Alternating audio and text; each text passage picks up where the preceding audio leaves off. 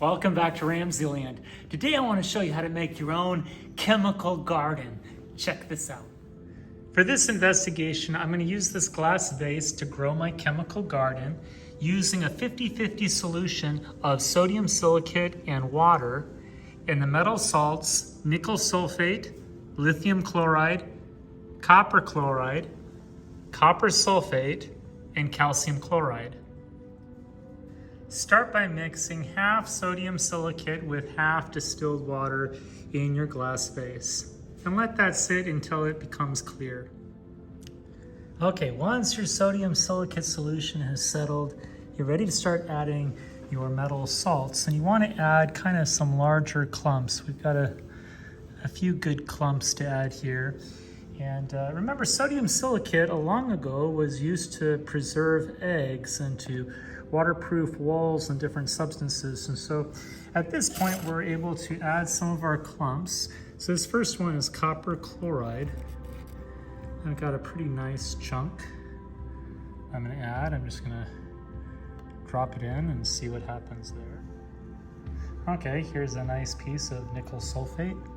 We're gonna add that over there. And a little bit of calcium chloride. A few of those. And try to get a chunk of copper sulfate over there. And a little bit of lithium chloride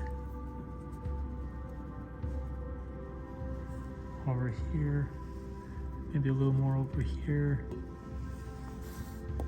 You can see that. Oh, okay.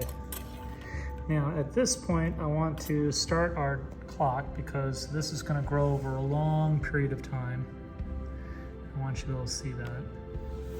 I'll start our timer, and then I'll just set up our tripod right here so you can watch it grow.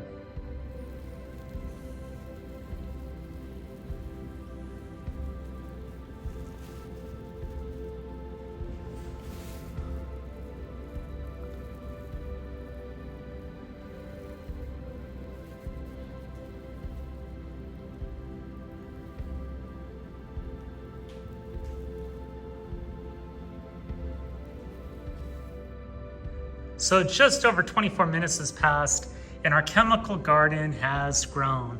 Look at all those beautiful tendrils. But what makes it grow? Well, the sodium silicate actually forms a colloidal membrane around the crystal. And due to osmotic pressure, that membrane erupts and a new crystal forms at the top where another colloidal membrane forms around it, undergoes osmotic pressure, and erupts again. But it grows upward because each tendril is quite a bit less dense than the sodium silicate around it. Well, I hope you enjoyed today's edition of RamZland, and I'll see you next time.